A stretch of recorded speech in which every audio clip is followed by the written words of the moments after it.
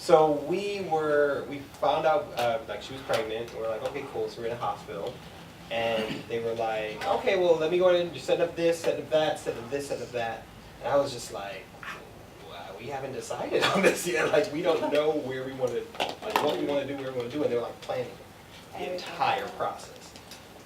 So then I reached out to my cousin who's a doula, and she was telling me about all our options, and she was like, you know, you should consider, you know, a birthing center, a midwife. So we started looking, and there's only like one in Central Indiana. And then we met you guys, and we were like, this is it. This is where we want to be. And that was the decision. I was a repeat customer from Carmel Midwifery, so they assisted my first birth at home. So when I found out that they were opening this fine establishment, when I found out I was pregnant for her, there was just nowhere else I was going to go. So I had such a great experience with them the first time that I decided to come back.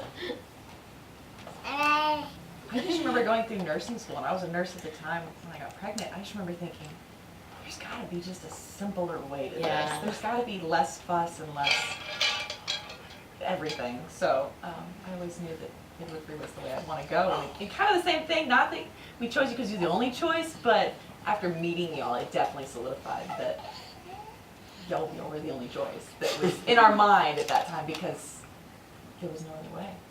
Y'all were great. Now my cousin, she had 2 of her babies up at the Auburn Birthing Center, and she had said how much she loved it, and at the time there wasn't a birthing center here, and so I was like, what are we going to do one day? Like, I don't want to drive, and with her second, she drove in labor up to Auburn, which I was like, that sounds awful, I don't want to do that. And so we went actually in August before we were pregnant, and before you guys had opened the birth center, because she had said, I heard they're opening one. And we really enjoyed our Meet the Midwife session, and I think we were sold at that point. So when we got pregnant, it was like we already knew what we wanted to do, and very happy, you know, we made that decision. Well, I had my first baby in a hospital, and you know, if that's how you want to do it, go for it. But my husband was actually really opposed to anything outside of a hospital until we had our first experience, and we were like, never again. So, you guys had just an open house that I heard through someone that used to work here, and we came and looked around, and that was that. I was in nursing school, and I remember going through OB clinical, and it was at Methodist Hospital. I don't remember my instructor's name, but I remember her showing us the business of being born, and just like going through like how birth should be and how different it is from the medical model and how they treat you. So I knew I wanted to be with midwives and try to avoid the medical model as best as possible. Or do the midwifery model. They still follow, you know, guidelines and things, but it's just different. Yeah, it's very different. I've done both. So what do you feel like the value of midwifery care is? Your humanity. Yeah. You guys are the epitome of treating us with dignity and respect. Like, our most vulnerable moments happen in pregnancy and in birth giving, and that is definitely the thing that, you know, that sticks out to me. I never once felt, you know, super vulnerable. I mean, when you're covered in blood from having a baby, yes, you have your vulnerable moments, but there's never that like ew that other people give you. With you guys, it was just always, okay, well, that's normal, so you hungry? Like, it's just normal, and there's no shock and awe about it. It's just, you know, that's the nature of it, and that's the one most empowering things that you can have when you're in those vulnerable moments. So that's what I appreciate. You're definitely treated more like a person. I mean, I even remember with appointments, you guys were like 45 minutes or whatever. It was great. We just got to go in and chat, and I'd be like, I feel like I'm wasting your time just sitting here chatting. You're like, no, this is your time. I'm like, oh, okay. So yeah, definitely being treated like a person and not having things that you don't want being done to you. So. You know, from a spouse viewpoint, every visit that we had touching on that, it was we would sit in the car after we walk out, and I'd look at Christina and just be like, we are making hands down the right decision, because we always felt so calm and so reassured after every single appointment. And that any doubt that might have been in our mind was immediately gone after that appointment. I liked how Lindsay would always greet us walking in the door by name. Yep. You know, it doesn't happen at other places. You don't really know the patient's name, and you're not just a patient, you're a person. And you feel like, at least I felt like I had some semblance of like what was gonna happen. And I never was in a place where it was like, okay, well you just have to do this, you have to do this, you have to do this. Like, okay, well here's some options. And you know, what do you wanna do? Think about it. You don't need to make a decision today. Like, you know, tell us next week or, you know, whatever it was. I never felt like it was a pressure to just do what like the norm was or what they wanted. It was like, hey, here's the options. What do you want to do? Here's our recommendation. What do you want to do? Yeah, she, Victoria was here, she was born and was like, I think we should do this. And I was like, I don't want to do that yet. And so she was like, that's fine. So we waited, I ended up, you know, because I trust them. But we didn't end up doing what she recommended. But it was like she didn't push it or make a big deal. It was like, these are your options and, you know, you get to decide that for yourself. We're not just going to stab you with something and see what happens. Thanks for that. That did happen during my first birth. Cool. I think someone touched on it, but I really liked not feeling rushed, because so many times I'd be like all week and all month, like I have these questions and I need to ask, and I wouldn't write them down or think of them, and I'd come in and be like, I don't think there's really much, and then, you know, one of you would always say like, well, no, are you sure? You'd start bringing up topics, and I'd be like, oh yeah, we did have this question or that. And any other time I go to the doctor's office, you know, if you don't remember in those few minutes, like, tough luck, like you're done. So I really liked that I never felt rushed. I was shocked to have seen other people. I mean, so, nice to see her.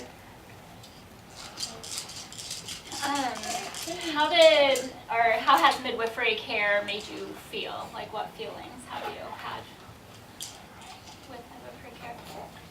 Empowered. Yes. Love. Empowered. Mm-hmm. Like, not just as a patient, but as a mother and a woman in general. Just, yeah. Stress-free. I mean, except for the whole birth thing.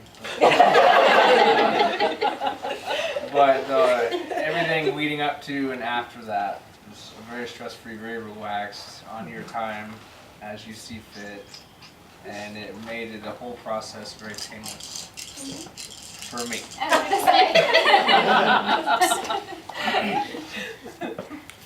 I would say like supported too, like even after, you know, we had our son, it's like, okay, well, we're still gonna go do our follow-up and our follow-up. Yeah. Hey, let's just go say hi.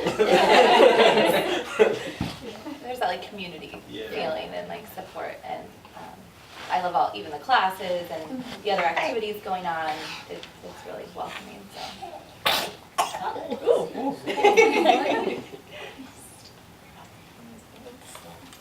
you talk a little bit about the relationship that you built with your midwife or midwife?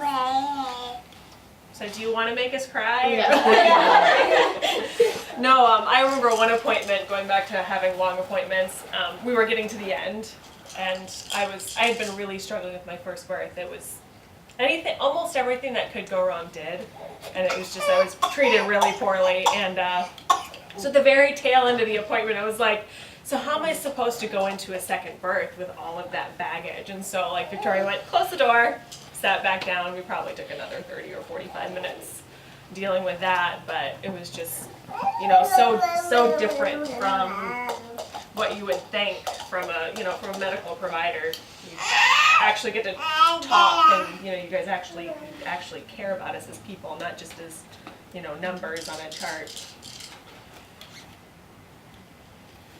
I think one of the things that I appreciate about you guys is that there's no topic that's off limits that I would feel uncomfortable talking about. So after my first, you know, I dealt with postpartum depression, and so talking with you guys about that, you know, preparing for my second, that was one of those things that I felt comfortable talking to you guys about, and knowing that there was no judgment, there was no shame. We would take it, however, I felt I needed to take it, and there was nothing but support and love from you guys. And that's one of the best feelings, because, the world has different understandings about what depression is, especially when it comes to postpartum depression, what that looks like.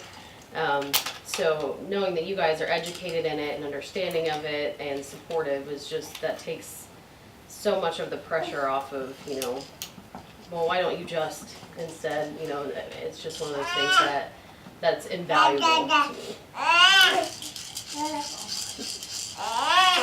really liked knowing too that like we could get a hold of either of you at any time. To me that was huge. I mean, I don't know anyone else who I've known that's been pregnant that's been able to just pick up the phone and call at any time, because there were a couple times, especially the first time mom, you don't know. You're like, I don't know, I'm using Google, and Google's telling me this, so I don't know if I should listen to that, and it was really reassuring, and there were times where I was like, I don't know if I should, it's Friday night, and Chris was like, just call, and then you both were always wonderful, and you answer the phone and say, no, totally normal, or let's look at this and that, and I really, really felt like that helped so much, just peace of mind and everything. I appreciated it as a husband. Yeah. Oh, the other yeah. thing I liked is the availability. I remember early on, about like 15 weeks, I had like an awful stomach bug. We went to the ER the night before, and then I was still feeling awful. I called them. I'm like, should I go back to the hospital, or can I get fluids with you all? And I was able to come in, get fluids, feel better, and it was just great. Like, I didn't have to be hit with another large ER bill. I love that we got to meet like all of you, all the midwives. It was just like we had appointments with everybody at some point. So by the time we got to the birth, it was just like, okay, I know Angela, I know Victoria, like I know you guys. So it's not a worry of, oh my gosh, I'm gonna get some random person. Yes. Oh man. Like you kind of get a chance to just like see them, meet them, understand them. They understand you, and just create that comfortable environment.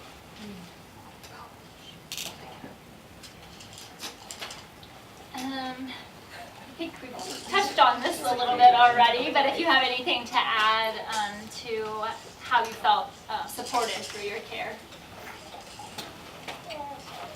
I remember when things, I guess, turned not as planned, I guess I should say. I remember the last thing you said to me was, we're going to treat this, everyone's going to treat this as an emergency. Something like that you said to me, and you were just like, it's not an emergency.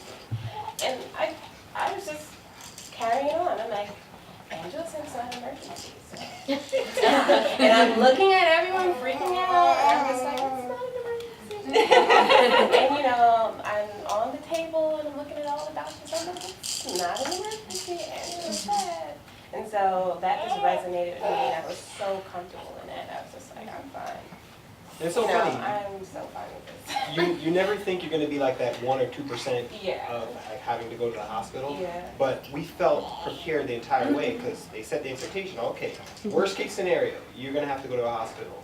This is what it's going to be. We're going to call this. We're going to do that. They're going to come through this way. And literally everything happened exactly as planned, except for the hospital coming through the back of the wrong door. And I'm like, I mean, they can't control that. But it was just like, wow, everything that they said they were going to do happened. And then to see them at the hospital, it's just like, oh wow, they're there, they have the records, like, so that just made, I just gave a lot of reassurance. Yeah. I think the cool thing about midwifery in general is just the cool combination of, I see you, talking, of not only empowering the patient and the mother, but then having that bond and that relationship so that we do trust you in those moments where we don't really know what's going on in that exact moment, but we don't have to worry about it. The worry is gone because we know y'all know what you're doing and it's going to be okay. And you've done this before hundreds and hundreds of times, and so that relationship of the empowerment and the comfort and trust is just, you won't find it anywhere else, any other medical setting. No, you won't. No. Yeah, you just won't. I remember my first appointment with my first baby, I was like, I would really like to go natural. And they were like, eye roll. Yeah.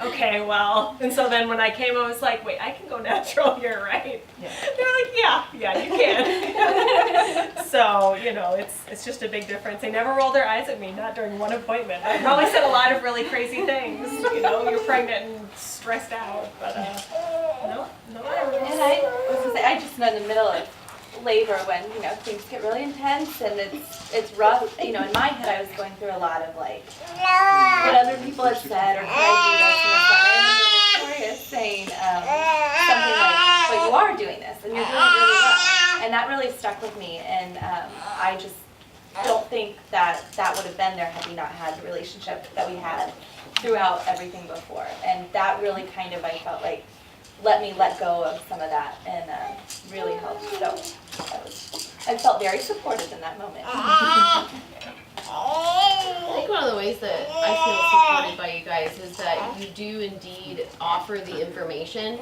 At no point did I ever feel like I didn't know what was going on. There's always that, okay, so here's the step-by-step what we're going to do. In fact, there was a time during my first where I said, I don't really need to know all of the details because that's what stresses me out. But I just need to know as is.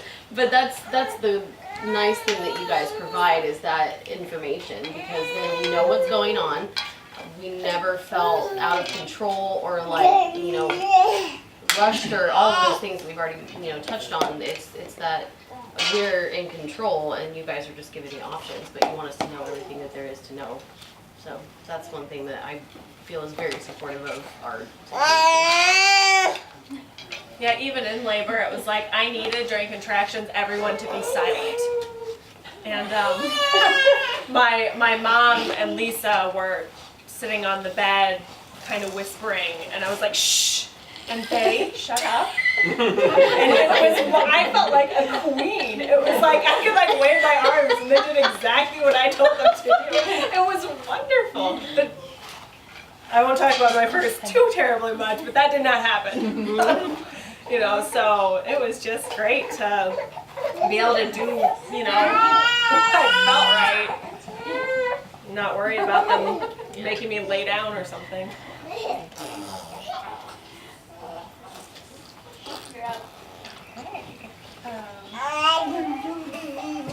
What do you remember most about your birthing experience? Never feeling like a patient. You personally, or? In general. I'm surprised you didn't bring up the drive. Oh yeah. Oh yeah, that was memorable for all of us. For Sylvia, we live about 45 minutes away, and so I woke up in spontaneous labor. At 6 a.m. At 6 a.m. on a Friday. And we left the house at 7 o'clock and had the 69 465 drive to get here in rush hour traffic. So we ended up getting here in about an hour, and I had been messaging Angela, and I was like, can you have the tub ready? And she sent me a picture of the tub already ready, and so they were both, the funniest thing, we get here, and I'm literally in contractions every 2 minutes, and so I get out of the car, and they're both standing there at the door with their gloves on, just like, and they run out and catch me. It was so funny. Not at the moment, obviously, but now, like, I have that memory in my head of them just standing there with the blue gloves on, just like ready for the day. We're just glad you made it. Yeah, me Half an hour later. too. I really appreciate that I did not have to catch my baby in the car. Yeah, me too. I don't think I'll ever forget Victoria with that headlamp. That's all I remember. They had moved me in. I had mine at home, and we had moved into the bathroom, and the lights are just glaring in that awful bathroom. And so they're like, "Shut the lights off! Shut the lights off!" So it's dark, and I mean, he was crowning and coming out, and then Victoria's like switching over to the headlamp, and it's just shining up like a little miner looking at that. And thinking, okay, whatever. She's got to see what's going on. Yeah. No, I remember what I think was transition. My labor was really weird. I mean, like, it was just, like, contractions were really far apart up until, like, half an hour before she was born, so it was kind of just odd.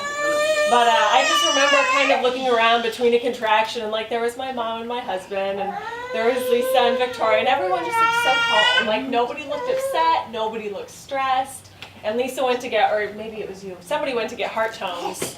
And with my first, it was like his heart was awful. So it was just really stressful. They'd be like, oh no, is she okay? But I just remember that moment. Everyone just looked so calm. So then I was like, oh, okay. This is no big deal. We can do this. I remember laying in the hospital and my legs were strapped to the bed. And I'm like, okay, I'm strapped to the bed. This is not fun. But when I had a moment to reflect on, you know, being in labor, and I'm just like, wow, I got to roll all over the floor and do squats, and like there was so much movement, and I'm like, I enjoyed that. I was so comfortable doing that. And then when I was in the bed, I'm like, wow, I can't imagine being on my back the whole time. So, but you know, I got to roll in the bed, go crazy, Go in the tub. get in the tub, get out the tub. Hang in the bathroom. Yeah, get in the bed, get out the bed. You know, so comfortable doing that. Would you choose this type of care in the future? Yes. Oh, yeah. Absolutely. Can you speak a little bit about why you would do that? Why would We haven't already?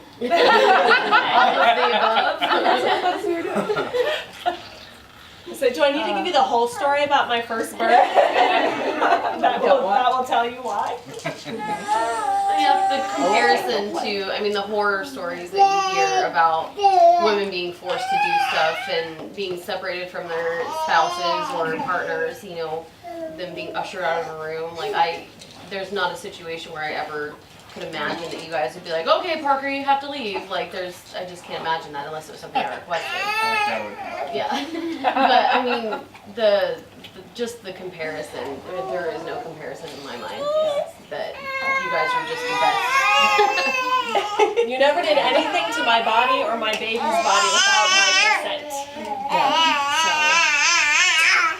I think it felt like right. Like it felt like the way it was supposed to be. We were at home too, but it never felt wrong in any way. Like I never felt really worried for my safety. I didn't feel worried for my safety or the baby's safety or anything like that. I just felt like this is where I'm supposed to be. This is how I'm supposed to have my baby. And so for me, it's not even a question. Like I couldn't picture doing it a different way. So.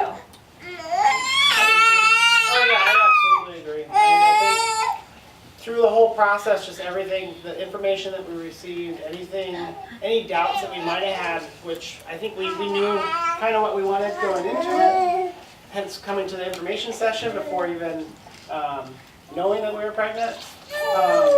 But we just knew that that's what we wanted, and absolutely we'd do it all over again. I think we were very happy with our results.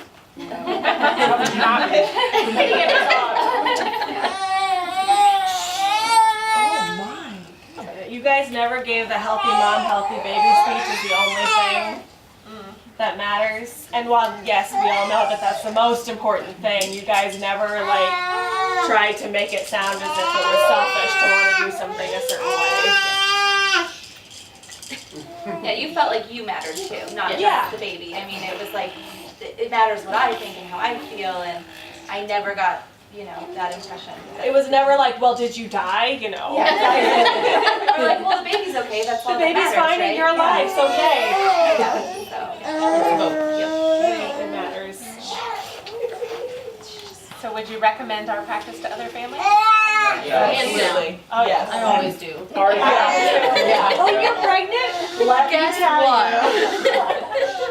Birth doesn't have to suck horribly. Not just other families, but like I know people who are in nursing school who want to be labor and delivery with wanting to be midwives, and I'm going, not that y'all are hiring, but I'm saying, what are great practices that you could learn from, or at least seek out to learn from. Sacred Roots in Indianapolis.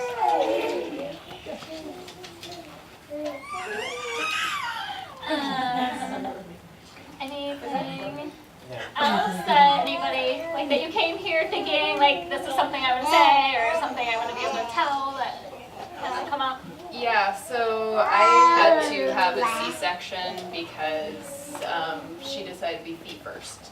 And it was devastating to find out that you had to have a C-section, especially when you have this beautiful home birth plan.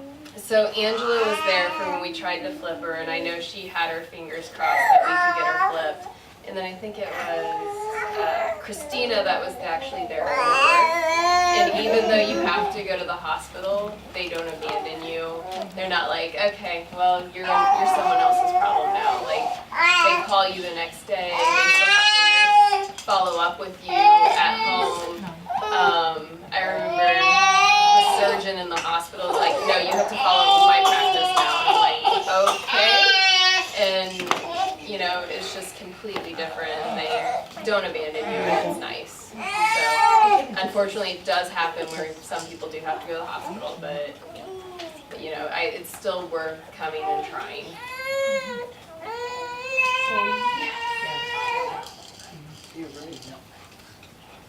Yeah, I definitely agree that the care that you receive throughout the entire process is worth it. I mean, that it's a 45-minute drive for me to come here, and they're out of network, but that is all 100% completely worth it to me to be treated like a human and be cared for and loved on and all that. So. If you guys can convince my I'm sorry. If you can convince my totally non-crunchy husband who mocks all things natural, who during our Meet the Midwife session kept making jokes, and I'm like, I'm crunchy, right? You married me. But if you guys can convince him that this is a good thing, then you can probably convince anyone. Yeah, I think so many people I talk to, a lot of my friends that are thinking about becoming pregnant or trying to get pregnant, I try to stress if you're worried, just go find out, because you're gonna regret not looking at all your options. I don't want to compare it to buying a car or something, but when you do that, you research. People do, and sometimes with pregnancy and childbirth, people just do. They go with whatever's down the street, the hospital or the care provider. So I think it's important to just at least come and hear and meet you guys. I don't think anyone I've met has regretted that. So, yeah.